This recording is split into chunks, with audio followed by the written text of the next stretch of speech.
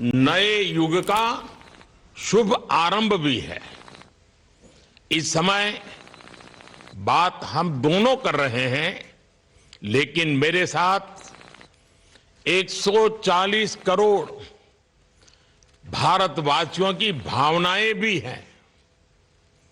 मेरी आवाज में सभी भारतीयों का उत्साह और उमंग शामिल है।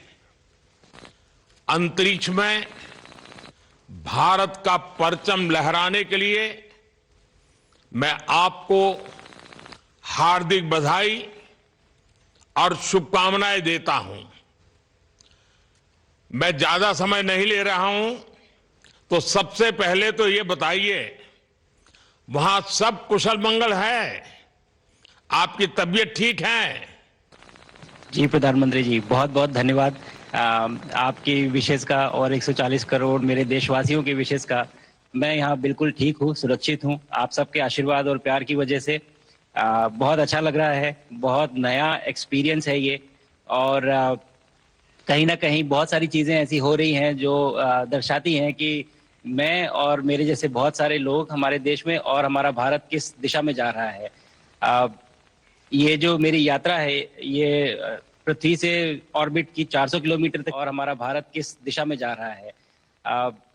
ये जो मेरी यात्रा है, ये पृथ्वी से ऑर्बिट की 400 किलोमीटर तक की जो छोटी सी यात्रा है, ये सिर्फ मेरी नहीं है। मुझे लगता है कहीं ना कहीं हमारे देश की भी यात्रा है। बिकॉज जब मैं छोटा था, मैं कभी सोच नहीं पाया कि मैं एस्ट्रोनॉट बन सकता हूँ। लेकिन मुझे लगता है आपके नेतृत्व में आज का भारत ये मौका देता है और उन सपनों को साकार करने का भी मौका देता है। तो ये बहुत बड़ी उपलब्धि है मेरे लिए, और मैं बहुत गर्व फील कर रहा हूँ कि मैं यहाँ पे अपने देश का प्रतिनिधित्व कर पा रहा हूँ। धन्यवाद प्रधानमंत्री जी। शुभ। आप दूर अंतरिक्ष में है, जहां ग्रेविटी ना के बराबर है, पर हर भारतीय देख रहा है कि आप कितने डाउन टू अर्थ है। आप जो गाजर का हलवा ले गए हैं, क्या उससे अपने साथियों को खिलाया? जी प्रधानमंत्री जी, ये कुछ चीज़ें मैं अपने देश की खाने की लेके आया था, जैसे गाजर का हलवा, मूंग दाल का हलवा और आमरस। और मैं चाहता था कि ये बाकी भी जो मेरे साथी हैं, बाकी देशों से जो आए हैं, वो भी इसका स्वाद लें और चखें। जो भारत का जो रिच कलिनरी हमारा जो हेरिटेज है, उसका एक्सपीरियंस लें। तो हम सभी ने बैठ के इसका स्वाद लिया साथ में, और सबको बहुत पसंद आया। कुछ लोग हैं कि कब वो नीचे आएंगे और हमारे देश आए और इनका स्वाद ले सके हमारे साथ। शुभ। परिक्रमा करना भारत की सदियों पुरानी परंपरा है। आपको तो पृथ्वी माता की परिक्रमा का सौभाग्य मिला है। अभी आप पृथ्वी के किस भाग के ऊपर से गुजर रहे होंगे? जी प्रधानमंत्री जी, इस समय तो मेरे पास ये इंफॉर्मेशन उपलब्ध नहीं है, लेकिन थोड़ी देर पहले मैं खिड़की से, विंडो से बाहर देख रहा था, तो हम लोग हवाई के ऊपर से गुजर रहे थे। और हम दिन में 16 बार परिक्रमा करते हैं। 16 सूर्योदय और 16 संन्यास, सनराइज और सनसेट हम देखते हैं ऑर्बिट से। और बहुत ही अचंभित कर देने वाला ये पूरा प्रोसेस है। इस परिक्रमा में, इस तेज गति में, जिस हम इस समय करीब 28,000 किलोमीटर प्रति घंटे की रफ्तार से चल रहे हैं आपसे बात करते वक्त, और ये गति पता नहीं चलती क्योंकि हम तो अंदर हैं, लेकिन कहीं ना कहीं ये गति जरूर दिखाती है कि हमारा देश कितनी गति से आगे बढ़ रहा है इस समय, कि हम यहाँ पहुंचे हैं और अब यहाँ से और आगे जाना है। अच्छा शुभ, अंतरिक्ष की विशालता देखकर सबसे पहला विचार क्या आया आपको? प्रधानमंत्री जी, सच में बोलो तो जब पहली बार हम लोग ऑर्बिट में पहुंचे, अंतरिक्ष में पहुंचे, तो पहला जो व्यू था वो पृथ्वी का था। और पृथ्वी को बाहर से देख के जो पहला ख्याल और पहला जो थॉट मन में आया वो ये था कि पृथ्वी बिल्कुल एक दिखती है। मतलब बाहर से कोई सीमा रेखा नहीं दिखाई देती, कोई बॉर्डर नहीं दिखाई देता। और दूसरी चीज जो बहुत नोटिसेबल थी, जब पहली बार भारत को देखा तो हम मैप पे पढ़ते हैं भारत को, हम देखते हैं बाकी देशों का आकार कितना बड़ा है, हमारा आकार कैसा है, वो मैप पे देखते हैं, लेकिन वो सही नहीं होता क्योंकि वो एक हम 3D ऑब्जेक्ट को 2D यानी पेपर पे हम उतारते हैं। भारत सच में बहुत भव्य दिखता है, बहुत बड़ा दिखता है, या जितना हम मैप पे देखते हैं उससे कहीं ज्यादा बड़ा। और जो वननेस की फीलिंग है, पृथ्वी की वननेस की फीलिंग है, जो हमारा भी मोटो है कि अनेकता में एकता, वो बिल्कुल उसका महत्व ऐसा समझ में आता है बाहर से देखने में कि आ, लगता है कि कोई बॉर्डर एग्जिस्ट ही नहीं करता, कोई राज्य नहीं एग्जिस्ट करता, कंट्रीज नहीं एग्जिस्ट करती। फाइनली हम सब ह्यूमैनिटी का पार्ट है और अर्थ हमारा एक घर है और हम सब के सब उसके सिटीजन्स हैं। शुभांशु, स्पेस स्टेशन पर जाने वाले आप पहले भारतीय हैं। आपने जबरदस्त मेहनत की है, लंबी ट्रेनिंग करके गए हैं। अब आप रियल सिचुएशन में हैं, सच में अंतरिक्ष में हैं। वहां की परिस्थितियां कितनी अलग हैं, कैसे एडप्ट कर रहे हैं? यहाँ पे तो सब कुछ ही अलग है प्रधानमंत्री जी। ट्रेनिंग की हमने पिछले पूरे 1 साल में, सारे सिस्टम्स के बारे में मुझे पता था, सारे प्रोसेस के बारे में मुझे पता था, एक्सपेरिमेंट्स के बारे में मुझे पता था, लेकिन यहाँ आते ही सडनली सब चेंज हो गया। बिकॉज हमारे शरीर को ग्रेविटी में रहने की इतनी आदत हो जाती है कि हर एक चीज उससे डिसाइड होती है। पर यहाँ आने के बाद चूंकि ग्रेविटी माइक्रो ग्रेविटी है, एब्सेंट है, तो छोटी छोटी चीजें भी बहुत मुश्किल हो जाती हैं।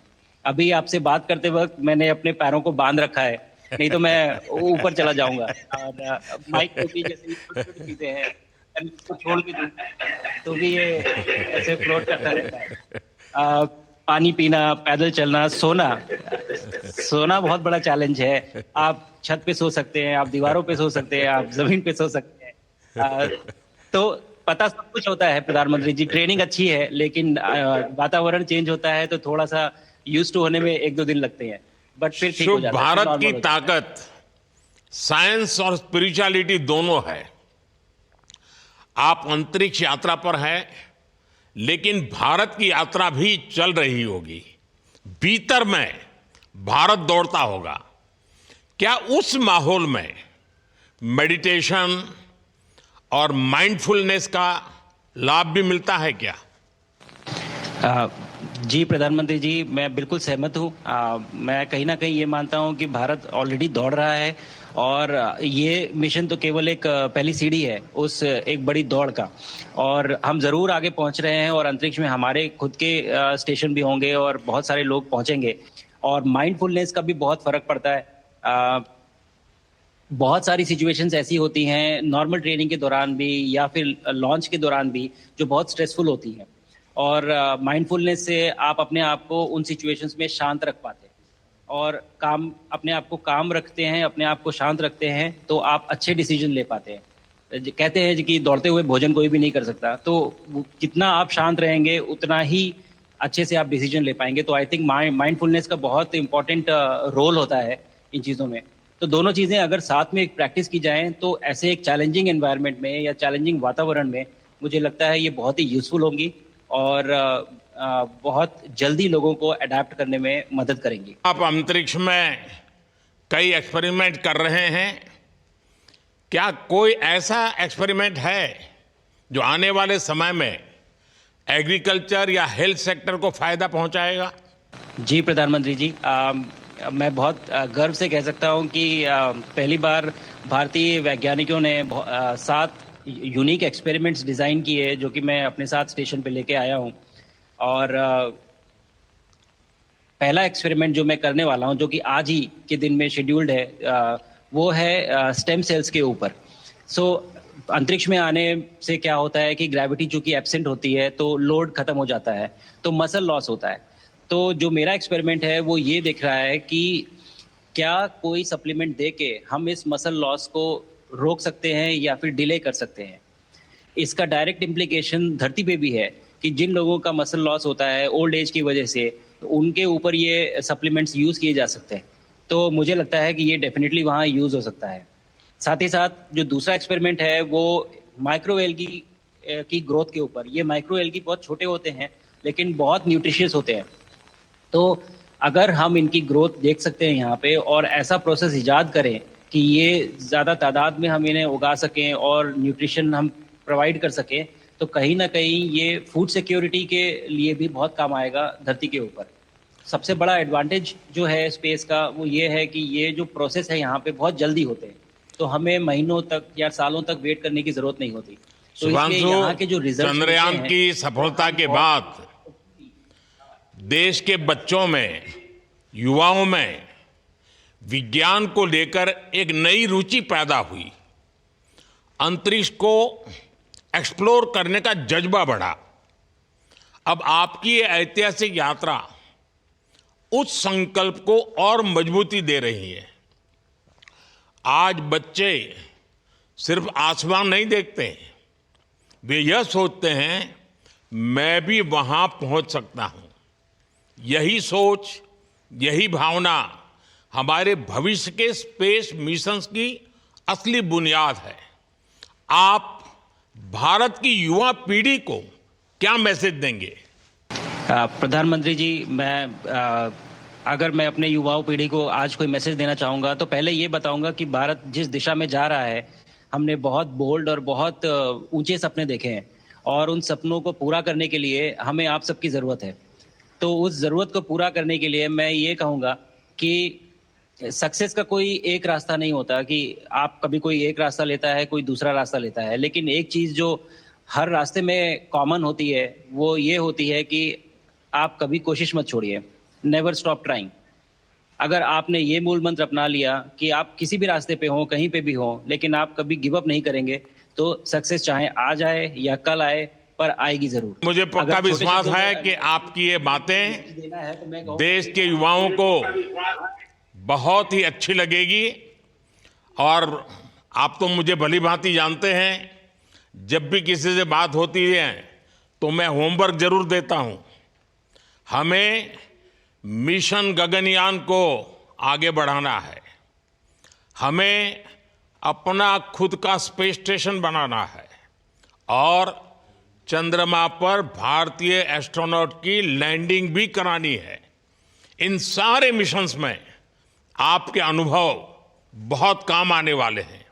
मुझे विश्वास है आप वहां अपने अनुभवों को जरूर रिकॉर्ड कर रहे होंगे। जी प्रधानमंत्री जी, बिल्कुल। ये पूरा मिशन की ट्रेनिंग लेने के दौरान और एक्सपीरियंस करने के दौरान जो मुझे लेसन्स मिले हैं, जो मुझे सीख मिली है, वो सब एक स्पॉन्ज की तरह मैं एब्जॉर्ब कर रहा हूँ और मुझे यकीन है कि ये सारी चीज़ें बहुत वैल्यूएबल प्रूव होंगी, बहुत इम्पॉर्टेंट होंगी हमारे लिए जब मैं वापस आऊँगा और हम इन्हें इफ़ेक्टिवली अपने मिशंस में इनके लेसन्स अप्लाई कर सकेंगे और जल्दी से जल्दी उन्हें पूरा कर सकेंगे। बिकॉज मेरे साथी जो मेरे साथ आए थे, कहीं ना कहीं उन्होंने भी मुझसे पूछा कि हम कब गगनयान पे जा सकते हैं, जो सुन के मुझे बहुत अच्छा लगा और मैंने बोला कि जल्दी ही। तो मुझे लगता है कि ये सपना बहुत जल्दी पूरा होगा और मेरी जो सीख मुझे यहाँ मिल रही है वो मैं वापस आके उसको अपने मिशन में पूरी तरह से 100% अप्लाई करके और उनको जल्दी से जल्दी पूरा करने की कोशिश करेंगे। शुभांशु, मुझे पक्का विश्वास है कि आपका ये संदेश एक प्रेरणा देगा। और जब हम आपके जाने से पहले मिले थे, आपका परिवारजन के भी दर्शन करने का अवसर मिला था और मैं देख रहा हूं कि आपके परिवारजन भी सभी उतने ही भावुक है, उत्साह से भरे हुए हैं। शुभांशु, आज मुझे आपसे बात करके बहुत आनंद आया। मैं जानता हूं आपके जिम में बहुत काम है और 28,000 किलोमीटर की स्पीड से काम कर रहे हैं आपको, तो मैं ज़्यादा समय आपका नहीं लूँगा।